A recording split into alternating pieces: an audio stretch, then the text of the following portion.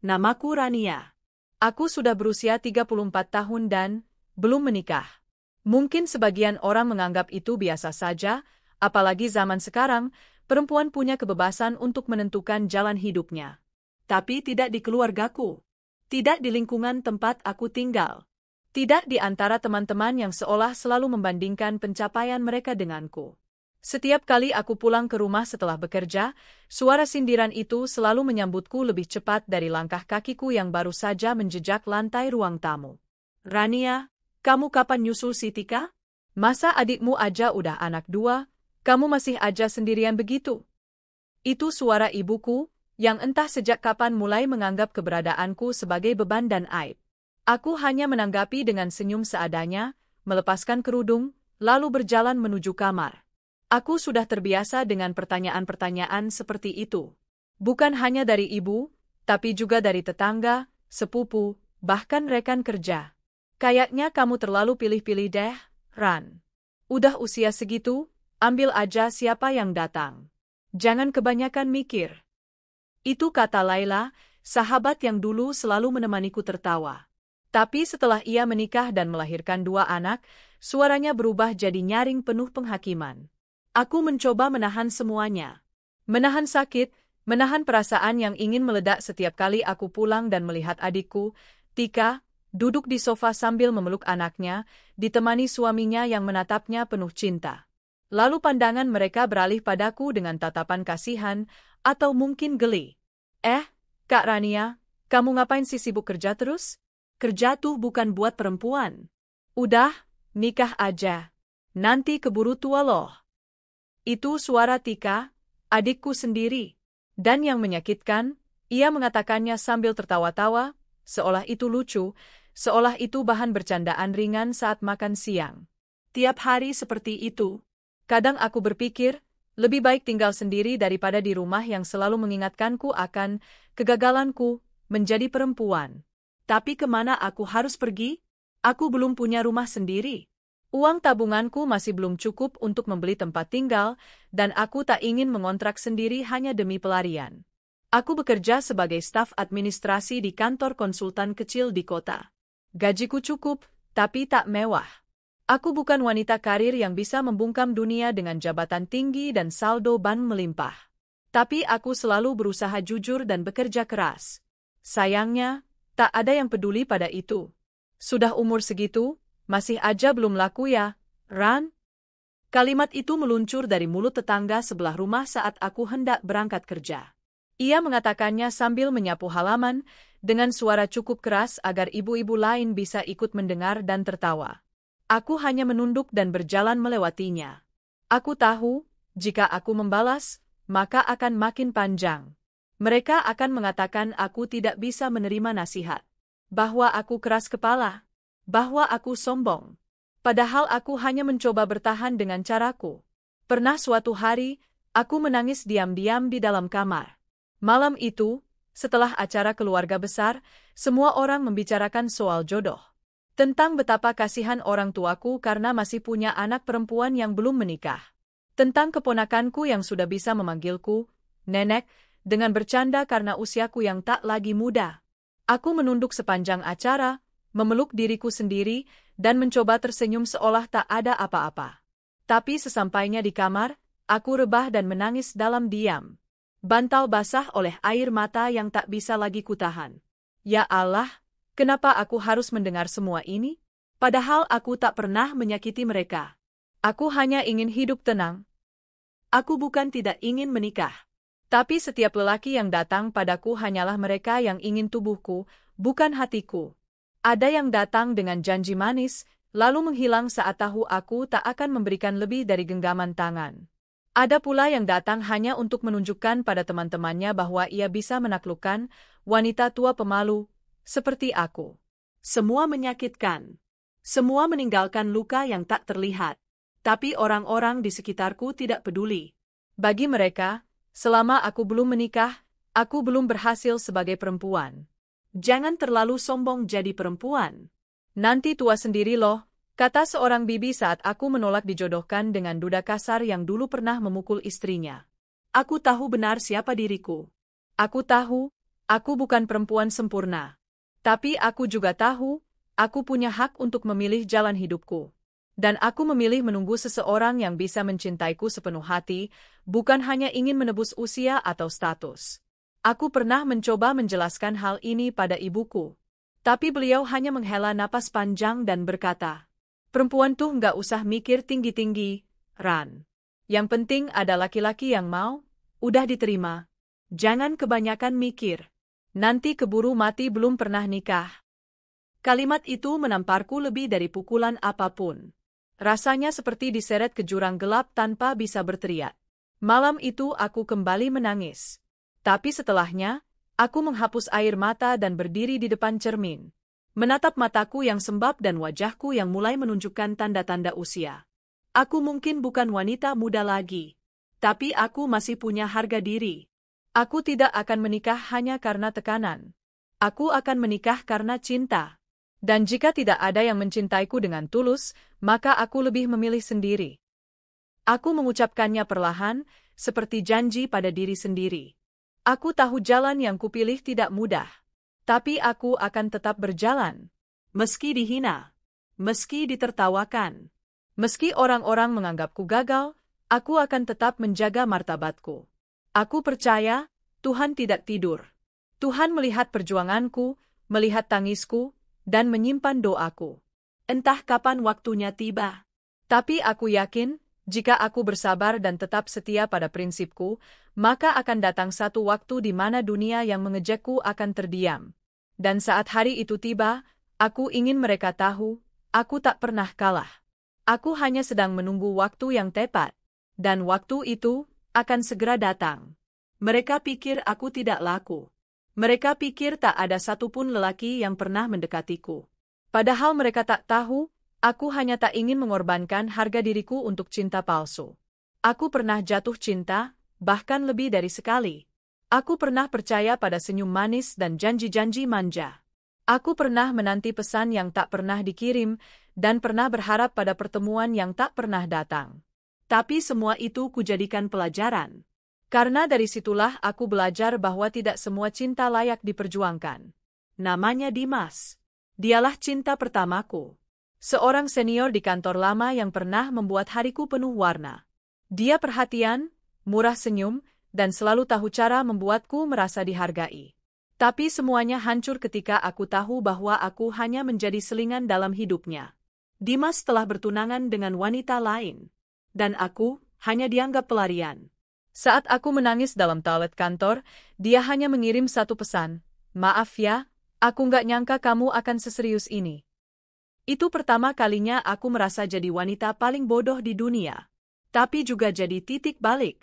Aku bersumpah, tak akan lagi memberikan hatiku pada pria yang belum jelas tujuannya. Tapi kisah seperti itu tak hanya berhenti pada Dimas. 3 tahun lalu, aku hampir dijodohkan dengan lelaki pilihan ibu. Katanya duda, tapi baik, dan sudah mapan. Aku menolak dengan halus, karena aku ingin mengenal dulu. Tapi ternyata, mapan, yang dimaksud ibuku adalah lelaki kasar yang punya bisnis gelap dan pernah ditahan polisi karena penganiayaan. Ibu tidak percaya saat aku ungkapkan itu. Kamu aja yang terlalu banyak alasan. Jangan kebanyakan milih, nanti keburu tua, nggak ada yang mau. Sejak saat itu, aku tahu, bahkan ibuku sendiri lebih memilih aku menikah dengan siapa saja daripada tetap sendiri. Padahal, bukankah pernikahan seharusnya disertai kepercayaan dan ketenangan? Aku tak ingin hidup dalam kekerasan, hanya demi status, sudah menikah. Aku tahu betul bagaimana rasanya menjadi perempuan yang kehilangan harga diri. Aku pernah melihat tetanggaku, Kak Wulan, dipukul suaminya hanya karena tidak menyajikan teh hangat. Aku pernah menemani temanku ke rumah sakit karena dipaksa hubungan suami istri saat dia sedang sakit. Aku bukan tidak ingin menikah. Tapi aku ingin menikah dengan seseorang yang tahu bagaimana menghargai perempuan. Aku ingin menikah dengan seseorang yang tidak hanya mencari istri untuk dicuci, dimasak, dan dilayani, tapi juga untuk dicintai, didengarkan, dan diajak berjalan bersama. Tapi pemikiran seperti itu dianggap mewah di lingkungan tempatku tinggal. Zaman sekarang, perempuan jangan terlalu idealis. Nanti jadi perawan tua, menyesal sendiri. Kalimat itu pernah keluar dari mulut Lely, tetanggaku yang baru menikah 2 tahun. Lucunya, hanya seminggu setelah itu, ia mengeluh di pos ronda karena suaminya selingkuh dan tak pernah pulang tepat waktu. Aku hanya diam saat mendengarnya. Bukan karena aku merasa lebih baik, tapi karena aku belajar, kadang orang yang paling sering menyuruh kita, jangan pilih-pilih, adalah mereka yang juga sedang menjalani pernikahan yang tak bahagia. Di kantor, aku juga dianggap aneh. Aku cukup dekat dengan beberapa teman pria. Tapi setiap kali ada yang mencoba mendekat lebih dari sekadar teman, mereka selalu menyinggung soal, kenapa kamu belum pernah pacaran serius sih? Mereka bingung saat tahu aku bukan tipe perempuan yang gampang disentuh. Aku menjaga diri. Aku tak ingin memberikan hatiku dengan mudah, apalagi tubuhku. Tapi itu justru membuatku dianggap terlalu dingin. Pernah suatu kali, rekan kerjaku, Mas Galih, mencoba mengajakku makan malam. Aku bersedia, karena kupikir itu hanya makan biasa. Tapi saat ia mulai memegang tanganku dan berkata, kamu manis juga ya kalau senyum. Kita nginep aja yuk malam ini, aku langsung berdiri dan pergi tanpa sepatah kata pun. Esok harinya, gosip pun menyebar. Katanya aku sok suci. Katanya aku perawan tua sok jual mahal. Katanya, perempuan seusiaku harusnya bersyukur ada yang masih mau mendekat. Sungguh menyakitkan. Tapi aku tidak menyesal menolak mereka. Aku lebih memilih menjadi bahan olok-olokan daripada menyesal telah menyerahkan sesuatu yang sangat berharga hanya demi pengakuan semu. Di balik semua penolakan itu, aku terus melanjutkan hidupku seperti biasa. Setiap pagi aku bangun, menyiapkan diriku, pergi bekerja dengan wajah tegar, dan kembali malam dengan badan lelah tapi hati tetap utuh. Aku membaca buku-buku pengembangan diri, ikut kursus daring, dan menabung diam-diam untuk masa depanku. Aku tidak tahu akan menikah atau tidak, tapi aku ingin punya kehidupan yang tetap bermakna. Aku juga mulai berani menyuarakan diriku. Suatu malam, saat keluarga berkumpul dan mulai menyindirku lagi soal menikah, aku berdiri dan berkata dengan nada tenang tapi tegas. Aku bukan tidak laku. Aku hanya tidak ingin asal menikah lalu menyesal. Aku ingin seseorang yang mencintaiku dengan tulus, bukan hanya karena tekanan. Kalau ibu dan kalian ingin aku bahagia, biarkan aku memilih dengan hatiku sendiri. Semua terdiam malam itu. Bahkan ayah yang biasanya hanya diam, menatapku dengan mata teduh. Ayah percaya kamu tahu apa yang terbaik untuk dirimu sendiri, Ran. Itu pertama kalinya aku merasa tidak sendirian. Namun, tekanan dari luar tak berhenti. Media sosial penuh dengan unggahan pernikahan, bulan madu, dan bayi-bayi lucu. Undangan dari teman-teman lama pun datang silih berganti. Saat aku datang ke salah satu pernikahan teman SMA, mereka menyapaku dengan hangat, lalu bertanya pertanyaan klise. Kamu sendirian, Ran? Belum ada pasangan? Wah, sabar ya, semoga cepat nyusul. Aku hanya tersenyum. Dalam hati aku berkata, aku tidak tertinggal. Aku hanya sedang memilih jalan yang berbeda. Kadang aku ingin berteriak pada dunia bahwa menikah bukanlah perlombaan. Bahwa perempuan tidak akan rusak hanya karena belum ada cincin di jari manisnya. Tapi aku tahu, mereka tak akan mendengarkan. Jadi aku memilih diam. Tapi bukan diam karena kalah. Diam karena aku sedang menunggu waktu yang tepat untuk membuktikan segalanya. Aku percaya, Tuhan sedang menyiapkan cerita yang jauh lebih indah daripada semua bayangan mereka. Aku tidak tahu siapa yang akan datang, kapan ia datang, dan dari mana. Tapi aku yakin, seseorang yang menghargai kesabaranku akan datang dengan cara yang tak disangka-sangka. Dan saat itu tiba, aku ingin melihat wajah-wajah yang pernah menghina, terdiam tanpa kata. Dan siapa sangka, saat aku sudah mulai terbiasa hidup dengan tenang dalam sendiri, saat aku sudah tidak lagi terlalu berharap pada cinta manusia, seorang pria datang mengetuk pintu hidupku. Bukan sembarang pria. Bukan tukang janji atau lelaki asal-asalan. Tapi seorang pria dengan tatapan hangat, pembawaan tenang, dan senyum tulus yang menembus dinding hatiku. Tapi kisah itu akan kuceritakan nanti. Aku kira setelah aku berani bersuara dan menunjukkan bahwa aku punya prinsip dalam hidup, orang-orang akan berhenti meremehkanku. Aku salah. Dunia ini tidak sesederhana itu. Apalagi ketika kamu seorang perempuan di usia 30-an, belum menikah, dan hidup dalam budaya yang menjadikan status pernikahan sebagai pencapaian utama seorang wanita. Bulan lalu, keluarga besar dari pihak ayah mengadakan acara syukuran di rumah nenek. Semua sepupu datang lengkap dengan pasangan dan anak-anak mereka. Aku datang sendiri seperti biasa, mengenakan gamis sederhana berwarna biru tua dan kerudung polos. Aku memilih warna netral agar tidak mencolok, dan jujur saja, agar tak terlalu menjadi sorotan. Tapi tetap saja, mereka melihatku. Mereka selalu melihatku. Baru saja aku duduk di ruang tamu, sepupuku yang bernama Lestari, yang usianya 2 tahun lebih muda dariku, langsung menyapa dengan suara nyaring. "Rania? Ya ampun, kamu nggak berubah ya? Masih sendirian aja?" Lalu diikuti tawa lepas dari sepupu-sepupu yang lain. Beberapa pura-pura menutup mulut, tapi aku tahu mereka tertawa juga. Aku tersenyum tipis, menahan rasa perih yang mulai naik ke dada.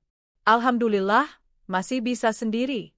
Jadi bebas kemana-mana tanpa izin suami, jawabku ringan. Tapi hatiku retak. Tak lama kemudian, Bibi Ita, adik ayahku, ikut bergabung.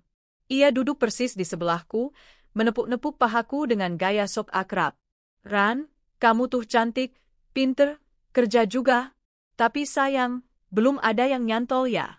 Kenapa sih?" "Pilih-pilih banget kali, Nak."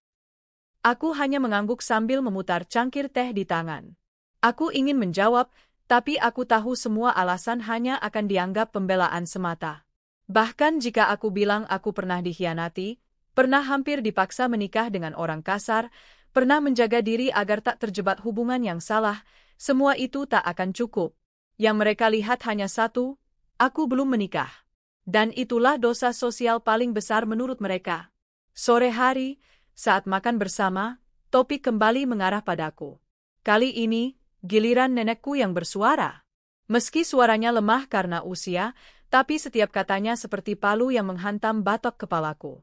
"Rania, kamu tuh harus cepat-cepat cari suami. Nenek pengen lihat kamu nikah sebelum meninggal. Masa kamu kalah sama sepupu-sepupu kamu yang lebih muda?" Semua mata tertuju padaku. Ada yang menatapku iba, ada yang mengejek terang-terangan, ada pula yang tampaknya menanti aku menangis. Tapi aku tetap duduk dengan senyum mati rasa. Hanya hatiku yang menjerit dalam diam. Seusai acara, aku pergi ke kamar mandi, mengunci diri, dan menatap bayangan wajahku di cermin. "Kenapa mereka terus menyalahkanku?" bisikku pelan. "Apa artinya menjadi perempuan hanya jika punya suami?" Mataku memerah. Tapi aku enggan menangis lagi. Sudah terlalu sering. Aku menyeka sudut mata, menarik napas panjang, lalu kembali keluar seolah semuanya baik-baik saja. Namun luka itu belum sembuh ketika aku menerima undangan reuni SMA sepekan setelahnya. Teman-teman seangkatan ingin berkumpul setelah hampir 15 tahun berpisah. Awalnya aku ragu datang, tapi ada bagian dari diriku yang ingin tahu bagaimana mereka sekarang. Mungkin, siapa tahu aku akan menemukan teman-teman yang menginspirasi. Aku datang mengenakan blus putih dan celana panjang hitam, dengan riasan tipis dan sepatu datar. Aku tak mencoba tampil mewah, tapi juga tak ingin terlihat menyedihkan. Sesampainya di kafe tempat acara diadakan, senyum-senyum dan pelukan hangat menyambutku. Namun semua itu tak berlangsung lama. Ketika para teman lama mulai membentuk kelompok, aku menemukan diriku berdiri sendirian di sudut ruangan, menyesap jus jeruk sambil mendengarkan gelak tawa mereka yang membicarakan suami, anak, liburan keluarga, dan bisnis bareng pasangan. Rania, kamu masih kerja di tempat lama itu ya?" tanya Riko, mantan ketua kelas. "Masih," jawabku singkat. "Wah, keren. Tapi, kamu masih sendiri?" lanjutnya, suaranya agak pelan tapi tetap terdengar oleh orang-orang di sekitarnya. Aku mengangguk. "Iya." Mereka saling pandang. Beberapa mengangguk-angguk, seperti menyatakan simpati. Tapi lalu muncul suara dari Nita, teman satu geng dengan Laila dulu. "Kamu tuh terlalu pinter sih, Ran. Cowok zaman sekarang minder kalau ceweknya kebanyakan mikir. Coba deh lebih fleksibel dikit." Aku tersenyum. Lagi-lagi senyum andalan yang menyimpan 1000 luka. "Ran, kamu tuh cakep loh. Tapi jangan terlalu keras sama diri sendiri," ujar yang lain, seperti sedang memberi nasihat bijak. Padahal sebenarnya mereka sedang menyindir. Saat itulah aku sadar, mereka semua bukan benar-benar peduli. Mereka hanya mengemas hinaan dengan kata-kata manis. Dan ketika acara sudah hampir selesai, seorang teman lama yang dulu sempat naksir padaku, namanya Indra, tiba-tiba mendekat. Kamu tahu nggak? Dulu aku tuh suka banget sama kamu. Tapi kamu susah dideketin. Gaya banget. Sekarang masih sendiri kan? Sayang banget. Aku menatap matanya. Dalam sekejap, semua kenangan tentang betapa dulu dia mempermainkan perasaan banyak gadis di sekolah langsung muncul. Aku ingat, aku pernah menolak ajakannya jalan karena dia baru saja menyakiti teman perempuanku sendiri. Dan aku bersyukur dulu nggak menanggapi kamu, kataku datar. Lalu aku tinggalkan dia yang terdiam dengan wajah kaget. Malam itu, aku pulang dengan hati letih. Aku duduk di depan meja rias, melepas anting, dan menatap bayangan wajahku yang lelah tapi tetap tenang. Kalau hari ini harus kulalui sekali lagi, aku tetap akan memilih jalan yang sama, gumamku. Aku sadar, dunia belum siap menerima perempuan seperti aku, yang menolak tunduk pada tekanan sosial, yang memilih menjaga diri meski dibenci, yang bertahan meski disindir sebagai perawan tua. Tapi aku juga sadar, aku tak perlu pembenaran dari mereka. Yang aku butuhkan hanyalah satu orang yang bisa melihat siapa aku sebenarnya. Seseorang yang bisa melihat luka-luka kecil di hatiku dan mencintainya, bukan menghakiminya. Dan barangkali, waktu itu akan segera datang. Aku tak tahu bahwa pertemuan itu semakin dekat. Aku pikir hidupku akan terus berjalan seperti biasa. Bangun pagi, berangkat kerja, menahan tatapan kasihan orang-orang, lalu pulang ke rumah yang penuh sindiran. Hari-hariku seperti roda statis, berputar tapi tak pernah bergerak maju. Tapi Tuhan memang selalu punya cara mengejutkan saat kita mulai kehilangan harapan. Hari itu, aku diminta atasanku untuk mewakilinya menghadiri seminar bisnis dan pengembangan SDM yang diselenggarakan oleh perusahaan mitra. Katanya, akan banyak tokoh penting yang hadir. Awalnya aku enggan. Aku tak terlalu suka keramaian, apalagi jika harus bertemu dengan orang-orang yang suka memandang rendah perempuan seusiaku yang belum menikah. Tapi aku tak bisa menolak.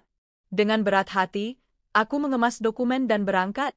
Acara diadakan di Hotel Bintang 5 di pusat kota. Ruangannya luas, berpendingin udara, dan penuh orang-orang berdasi dan berjas rapi. Aku yang hanya mengenakan blazer hitam dan celana kain warna senada merasa seperti titik kecil di antara lautan prestise dan kemewahan. Sesi demi sesi berjalan biasa saja, sampai akhirnya pembicara utama naik ke panggung. Namanya muncul di layar besar. Arvino Aditya Mahendra, CEO PT Mahendra Global Indonesia. Aku langsung menoleh. Nama itu terdengar familiar. Dan saat sosok tinggi tegap itu melangkah naik ke atas panggung, napasku seolah tertahan. Lelaki itu pernah kutemui beberapa tahun lalu. Saat aku masih bekerja di kantor lama, ia pernah menjadi klien dalam sebuah proyek pengembangan sistem. Waktu itu, kami hanya bertukar email dan sekali rapat online. Tapi aku masih ingat suaranya, tegas tapi hangat. Sekarang, ia berdiri di hadapan ratusan orang, mengenakan jas abu-abu gelap, dasi hitam, dan senyum yang membuat sebagian besar peserta perempuan diam-diam membetulkan posisi duduk mereka. Tapi yang membuatku lebih tertarik bukan wajahnya atau statusnya, melainkan isi pidatonya. Dalam dunia bisnis, bukan hanya angka yang penting, tapi juga empati.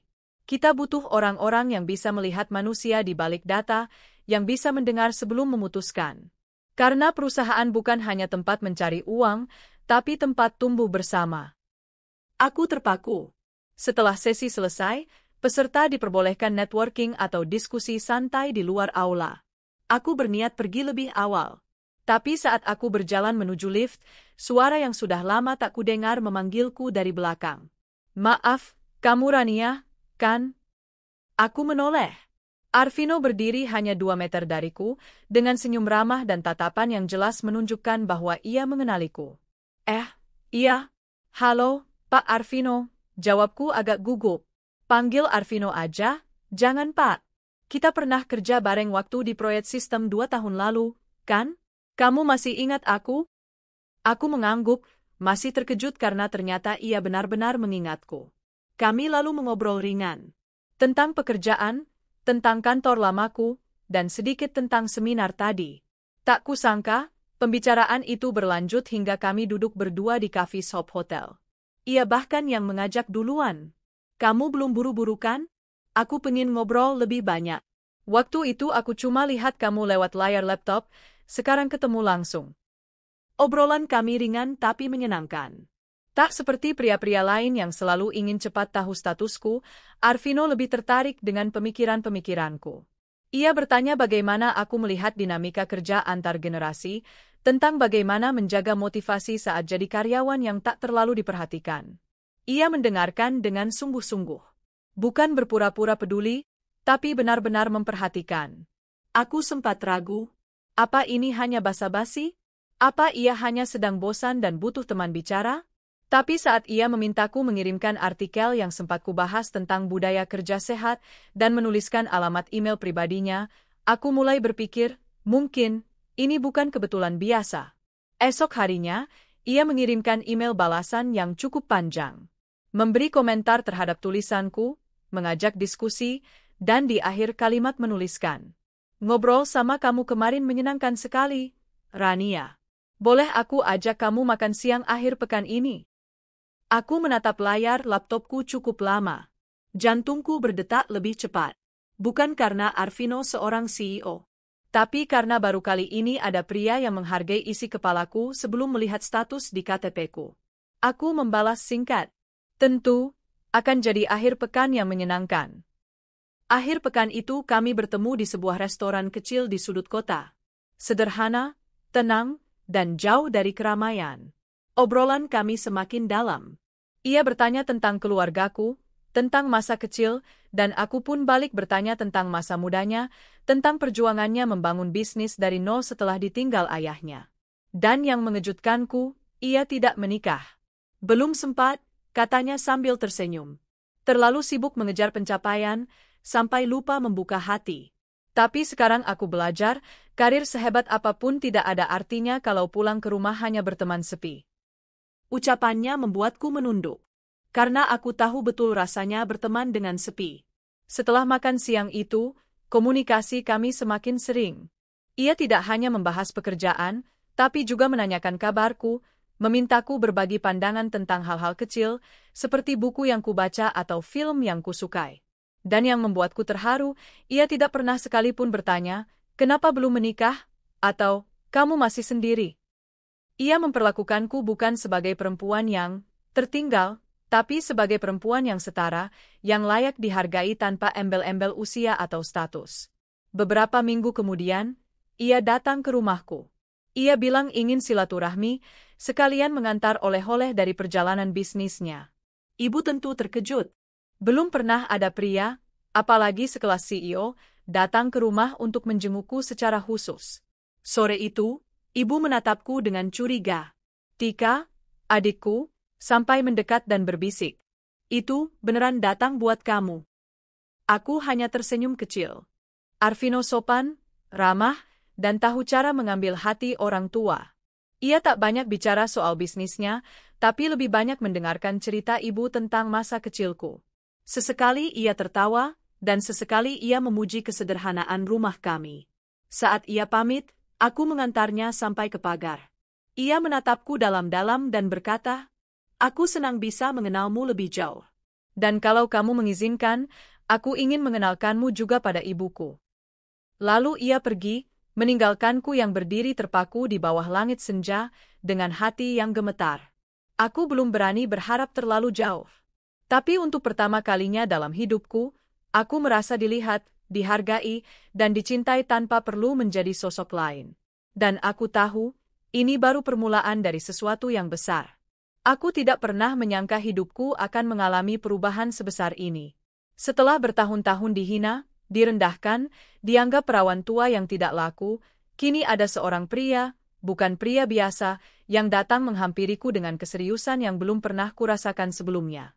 Dan bukan sekadar basa-basi atau rayuan kosong, tapi ketulusan yang terasa dalam setiap sikap dan ucapannya. Arvino. Nama itu kini seperti nyanyian lembut di hati yang dulu penuh luka. Dia tidak datang dengan bunga atau kata-kata manis murahan, tapi dengan perhatian dan ketulusan. Dia menghubungiku setiap hari. Bukan untuk mengatur, tapi sekadar menanyakan kabar. Kadang dia hanya mengirim pesan singkat, "Udah makan? Kamu sibuk banget hari ini ya? Aku baca artikel yang kamu kirim kemarin. Bagus banget." Hanya itu, tapi entah kenapa aku merasa dihargai, dilihat, dan dicintai, tanpa harus menjadi wanita sempurna. Namun, saat perasaanku mulai tumbuh, tantangan lain datang dari sekelilingku. Reaksi keluarga dan lingkungan tidak langsung berubah begitu saja. Saat Arvino datang untuk kedua kalinya ke rumah, kali ini membawa buah tangan dan semangkuk bakso favorit ibu yang katanya ia pelajari dari ceritaku, semua orang mulai bersikap aneh. Ibu mendadak jadi manis. Tika, yang biasanya penuh sindiran, tiba-tiba sering memuji cara berpakaianku. Bahkan tetangga sebelah yang dulu rajin mengejekku mulai menyapaku dengan ramah, seolah tak pernah menyebutku perawan tua, dengan suara keras beberapa bulan lalu. Tapi aku tahu semua itu bukan keajaiban yang tulus. Mereka berubah karena melihat Arvino. Dia itu CEO beneran, Ran? Punya perusahaan sendiri. Mobilnya mahal banget loh. Dengar-dengar dia punya villa di Bali. Kamu pacaran sama dia? Pertanyaan-pertanyaan itu datang bertubi-tubi, tidak hanya dari keluarga, tapi juga dari teman-teman dan rekan kerja yang dulunya menganggapku terlalu biasa untuk dilirik. Tentu saja aku tidak menjawab semuanya. Karena sejak awal, hubunganku dengan Arvino bukan untuk dipamerkan. Tapi mereka terus mendesak. Bahkan ibu mulai mengubah nada bicaranya. "Lihat, kan? Ibu tuh sebenarnya cuma pengen kamu bahagia. Coba kalau dari dulu nurut." Aku hanya bisa menahan napas. Mereka tidak tahu, aku tidak mendapatkan Arvino karena berubah atau mengikuti tekanan mereka. Aku bertemu dia karena tetap jadi diriku sendiri. Karena aku menolak menjual harga diriku pada orang yang salah. Tapi mereka tidak akan mau mendengar penjelasan seperti itu. Sementara itu, hubunganku dengan Arvino semakin dekat. Ia mulai terbuka tentang masa lalunya, tentang kesibukannya yang dulu membuatnya menghindari komitmen, tentang ibunya yang ingin sekali melihatnya menikah, tapi ia belum pernah menemukan wanita yang cukup dewasa dan kuat untuk mendampingi hidupnya yang penuh tekanan sebagai CEO. "Tapi waktu ngobrol sama kamu, aku merasa tenang," ucapnya suatu malam saat kami duduk di teras rumahku, di bawah langit yang gelap tapi damai. "Kamu nggak kagum sama posisiku, kamu juga nggak takut denganku. Kamu memperlakukanku seperti manusia biasa. Itu yang aku cari selama ini." Aku hanya diam. Suaraku tercekat oleh rasa haru. Tak lama kemudian, Arvino mengajakku makan malam bersama ibunya. "Aku pengen kamu kenal ibu. Dia orang yang hangat, dan aku yakin dia akan suka kamu." Malam itu, aku gugup luar biasa. Kupilih gamis krem sederhana dan make-up tipis. Aku ingin tampil sopan dan bersahaja, seperti biasanya. Saat aku tiba di restoran tempat kami bertemu, Arvino sudah menungguku, dan tak lama kemudian ibunya datang. Ternyata benar, wanita parubaya itu begitu ramah. Ia banyak tersenyum dan tidak sekalipun menanyakan soal usia atau kenapa aku belum menikah. Ia bahkan mengatakan, "Kamu cantik dan sopan sekali, Rania. Aku bisa lihat kamu perempuan yang kuat. Arvino butuh pendamping seperti kamu." Hatiku meleleh. Pulang dari makan malam itu, aku menangis diam-diam. Bukan karena sedih, tapi karena selama ini aku selalu dianggap tidak layak hanya karena belum menikah, tapi hari itu, seorang ibu dari pria hebat justru menerima aku tanpa embel-embel. Namun, semua kebahagiaan ini membuat keluarga semakin tak sabar. Mereka mulai bertanya lebih agresif. "Dia serius nggak sih, Ran? Udah dikenalin ke keluarganya, kapan kamu kenalin dia ke seluruh keluarga besar kita? Kalau dia serius, ya minta aja dilamar. Jangan cuma digantung." Aku tahu, mereka tidak benar-benar peduli tentang kebahagiaanku. Mereka hanya takut aku akan kehilangan pria seperti Arvino dan kembali menjadi bahan olokan. Tapi aku diam. Aku percaya, kalau hubungan ini sehat, maka waktunya akan datang sendiri. Dan ternyata benar. 2 minggu setelah makan malam bersama ibunya, Arvino datang ke rumah. Tapi kali ini ia tidak sendirian. Ia membawa ibunya, dan mereka datang dengan satu tujuan. Lamaran. Aku tak bisa berkata apa-apa saat ia berdiri di ruang tamu, di depan ibu dan adik-adikku. lalu mengutarakan niatnya dengan suara mantap. Saya datang bersama ibu saya untuk melamar Rania secara resmi. Saya mencintainya, dan saya ingin menikahinya. Suasana mendadak hening. Tika yang duduk di sudut ruang langsung menatapku dengan rahang mengeras. Ibu terkejut, matanya membelalak.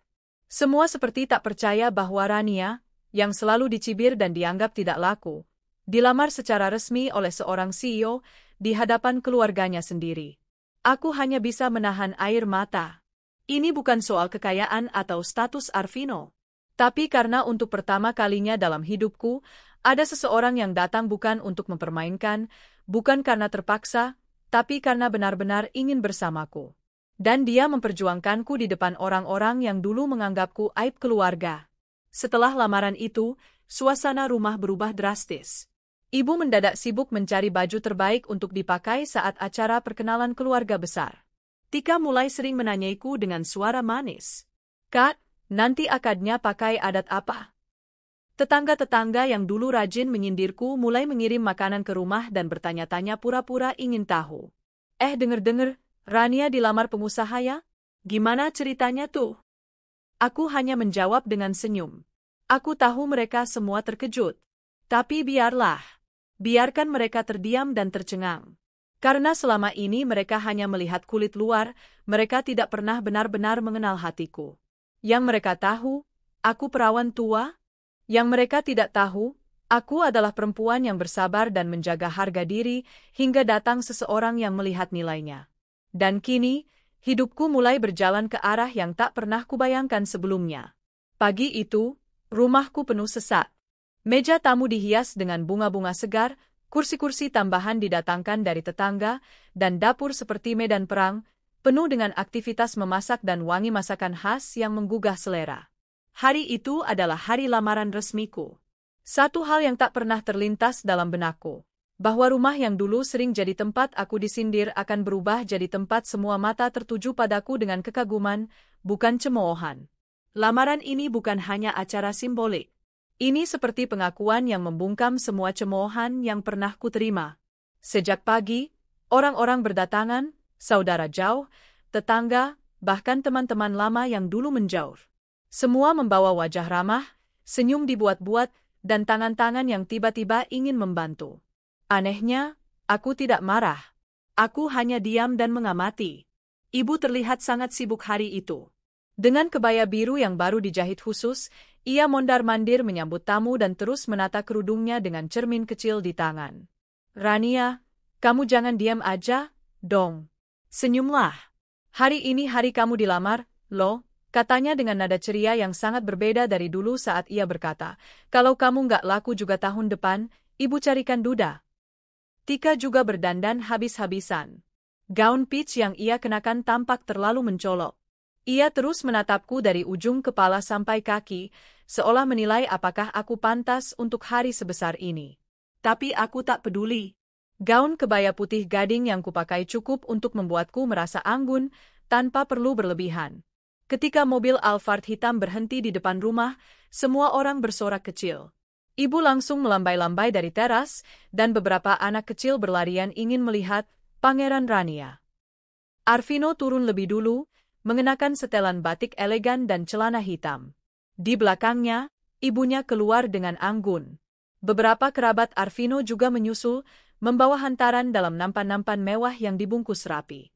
Ada buah, kue, perhiasan, bahkan satu nampan berisi buku-buku, simbol bahwa dia mencintai intelektualitasku, katanya saat menyiapkan semuanya.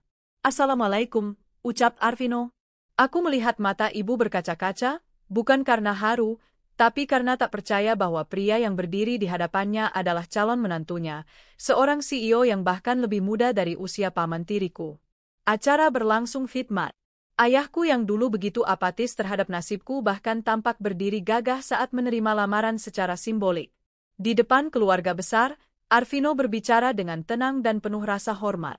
"Saya, Arvino Prayoga, datang dengan niat tulus melamar Rania Putri menjadi calon istri saya.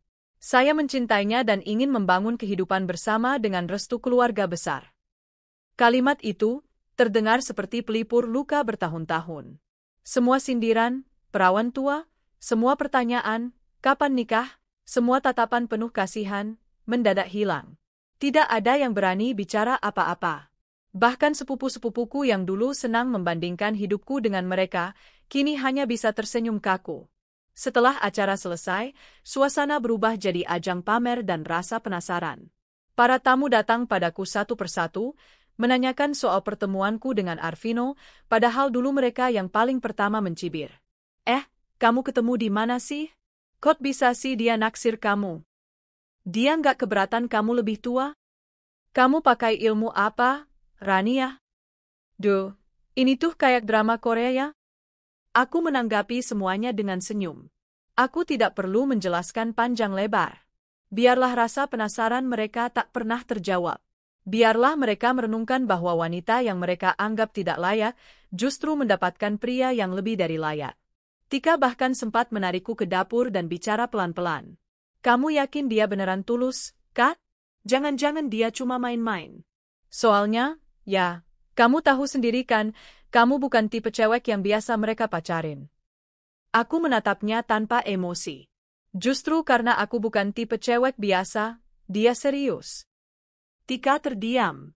Wajahnya menegang. Aku tahu, dia belum selesai denganku. Mungkin dalam hatinya masih ada iri.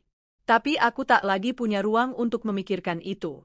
Aku terlalu sibuk menikmati kebahagiaan yang dulu aku pikir tidak akan pernah kurasakan. Beberapa hari setelah lamaran itu, nama Arvino dan aku menjadi perbincangan. Bahkan teman-teman SMA aku menghubungi lewat media sosial. Grup alumni yang dulu hanya diam saat aku aktif, kini ramai dengan pesan-pesan sok akrab. Ran, selamat ya. Gila, cowokmu keren banget. Dari dulu aku udah curiga kamu tuh kayak punya aura CEO gitu, haha. Aku hanya tersenyum. Karena aku tahu, mereka menertawaiku dulu. Tapi sekarang, mereka bahkan tak berani menyentuh level kebahagiaanku. Salah satu yang paling menarik adalah pesan dari Dita, teman kuliah yang dulu ikut mengolok-olokku karena masih jomblo di usia akhir 20. Ran, boleh curhat? Aku iri banget lihat kamu. Aku nikah buru-buru sama cowok yang katanya mapan. Tapi sekarang, ya Allah, hidupku penuh drama. Suamiku selingkuh, aku kerja sendiri. Kamu beruntung, deh? Aku membaca pesan itu sambil termenung. Betapa hidup ini memang tidak bisa ditebak. Aku, yang dulu dianggap terlalu pemilih, justru menemukan cinta sejati. Sementara mereka yang mengejekku karena terlalu lama memilih, justru hidup dalam pilihan yang salah. Hari-hariku menjelang pernikahan menjadi lebih tenang dan bahagia. Arvino memperlakukanku dengan penuh kasih. Kami berdiskusi soal konsep pernikahan, dan ia dengan tegas mengatakan, aku nggak mau pesta besar-besaran. Aku cuma mau semua orang tahu bahwa aku mencintaimu dan bangga bersanding denganmu. Kami pun memilih akad yang hikmat, dilanjutkan resepsi sederhana tapi elegan. Tidak ada gaun mewah menjuntai hingga 3 meter, tidak ada make-up tebal yang mengubah wajah. Yang ada hanyalah cinta, restu keluarga, dan rasa syukur yang tak terhingga. Aku masih ingat malam sebelum hari H, ibu masuk ke kamarku sambil membawa segelas susu. Maaf ya, nak, selama ini ibu terlalu menekan kamu. Ibu pikir, makin cepat kamu menikah, makin cepat kamu bahagia. Tapi ternyata kebahagiaanmu datang dari pilihanmu sendiri. Aku menahan tangis. Kupeluk ibu dengan lembut. Terima kasih, Bu. Karena pada akhirnya ibu tetap di sini, di hari bahagiaku. Di hari pernikahan, aku berdiri di sisi Arvino, pria yang dulu tak pernah kubayangkan hadir dalam hidupku. Para tamu berdiri, musik pelan mengalun, dan kamera-kamera berkedip memotret kami. Tapi lebih dari semua itu, yang paling berharga adalah saat aku menatap wajah orang-orang yang dulu meremehkanku. Mereka tersenyum, tapi senyum itu menyimpan rasa tak percaya. Rania? Menikah dengan CEO? Beneran? Dan jawabannya adalah ya. Karena aku, si perawan tua, si kutu buku, si gadis biasa, kini telah menjadi seorang istri dari pria luar biasa, bukan karena keberuntunganku, tapi karena kesabaranku. Pernikahan kami berlangsung hangat dan sakral. Meski tidak digelar secara megah, semuanya terasa istimewa. Aku berjalan pelan menuju pelaminan, menggandeng tangan Arvino yang erat. Setiap langkahku seperti membelah waktu, dari masa lalu yang kelam menuju masa depan yang cerah. Tidak ada air mata, tidak ada dendam. Hanya kebahagiaan yang akhirnya datang tepat waktu. Setelah hari itu, hidupku berubah sepenuhnya. Aku yang dulu hanya seorang wanita biasa kini menjadi istri dari pria luar biasa. Tapi bukan harta Arvino yang membuatku bahagia, melainkan cinta dan rasa hormatnya padaku yang tak pernah berubah. Hari-hariku kini kuhabiskan dengan tenang di rumah kami yang berada di kawasan elit. Rumah itu bukan istana megah seperti di dongeng, tapi di dalamnya penuh cinta. Arvino tak pernah memperlakukan aku sebagai istri rumah tangga biasa. Ia selalu berkata, "Rania, kamu bukan hanya istri CEO. Kamu bagian dari semua keputusan besar dalam hidupku." Ia bahkan membangun ruang kerja pribadi untukku, lengkap dengan perpustakaan kecil. Ia tahu aku cinta membaca, menulis, dan belajar. Dan ia ingin aku tetap jadi diriku sendiri, bukan berubah hanya untuk menyesuaikan dunia gemerlap yang kini kutinggali. Aku memulai lagi hobiku menulis. Dari rumah, aku membuat blog pribadi yang menceritakan kisah hidupku, tentang betapa seringnya aku dihina karena belum menikah, dan bagaimana akhirnya cinta sejati datang bukan karena desakan, tapi karena kesabaran. Tanpa kusangka, tulisanku menjadi viral. Banyak wanita menulis padaku, berbagi kisah mereka yang senasib. Mereka bilang aku memberi mereka harapan. "Kak Rania, saya sering ditertawakan karena belum nikah. Tapi cerita kakak bikin saya semangat lagi. Terima kasih sudah berani membagikan kisah hidupmu, Kak. Kamu membuat kami merasa tidak sendiri." Aku membalas setiap pesan dengan tulus. Karena aku tahu rasanya jadi wanita yang dianggap gagal hanya karena belum menikah di usia tertentu. Padahal kita bukan barang diskon yang kadaluarsa jika tak laku segera. Beberapa bulan setelah menikah, sebuah reuni keluarga besar diadakan. Aku dan Arvino hadir. Kali ini bukan sebagai tamu yang direndahkan, melainkan sebagai pasangan yang ditunggu-tunggu. Semua mata tertuju pada kami saat kami memasuki ruangan. Tanganku menggandeng lengan suamiku dengan tenang. Ibu segera menyambut kami dengan wajah bangga. "Ini loh, menantuku." Istri Arvino, katanya pada sepupu-sepupu yang dulu sering mencemoohku. Mereka semua terdiam. Bahkan Tika yang biasa tampil dominan kini hanya menunduk sambil tersenyum kaku. Acara berlangsung seperti biasa, penuh basa-basi, saling pamer anak dan pasangan. Tapi bedanya, kali ini aku bukan penonton yang dikasihani. Aku adalah sorotan utama. Semua ingin tahu, semua ingin dekat, semua ingin menjadi bagian dari ceritaku. Salah satu sepupuku, Diana, yang dulu terang-terangan berkata aku akan jadi perawan tua, mendekatiku sambil tersenyum. "Ran, maaf ya, dulu aku suka nyinyir.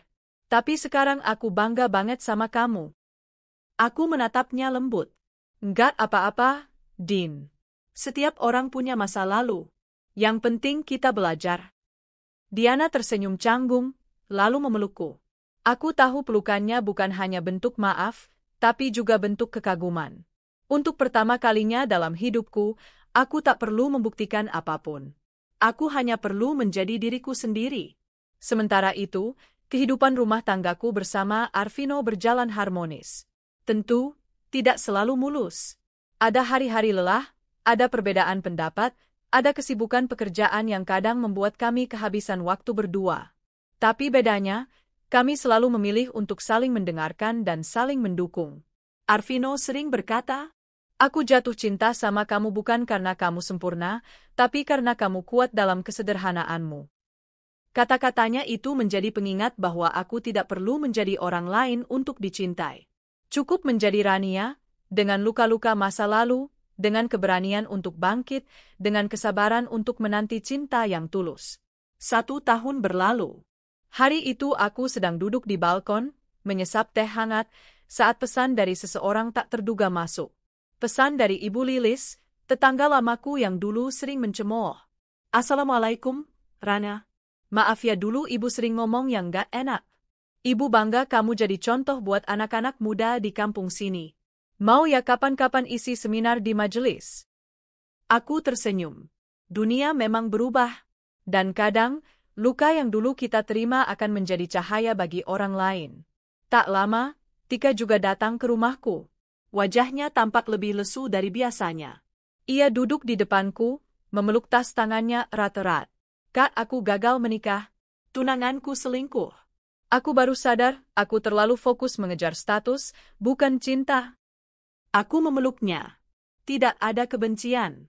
Hanya rasa ingin menguatkan. Karena dulu aku tahu rasanya dihina. Tapi sekarang aku tahu rasanya memaafkan. Kamu akan baik-baik saja, Tik. Tapi kali ini, biarkan dirimu sembuh dulu. Baru cinta yang tepat datang. Kini, aku sedang hamil anak pertama kami. Arvino makin perhatian dan sabar. Setiap malam, ia membacakan buku cerita sambil menempelkan bibirnya ke perutku. Ia bilang, anak kita harus tahu sejak dalam kandungan bahwa ia dicintai. Kadang, aku merenung sendiri. Jika dulu aku menyerah hanya karena tekanan, mungkin aku akan menikah dengan orang yang salah, hanya untuk memenuhi ekspektasi. Mungkin aku akan terjebak dalam rumah tangga yang hampa, karena semua dibangun di atas rasa takut bukan cinta. Tapi kini, aku hidup dalam cinta dan penghargaan. Hidup yang penuh luka tak harus berakhir muram. Selama kita percaya, selama kita tetap setia pada diri sendiri, takdir akan datang memberikan balasannya. Dan seringkali, balasan itu jauh lebih indah dari yang kita bayangkan.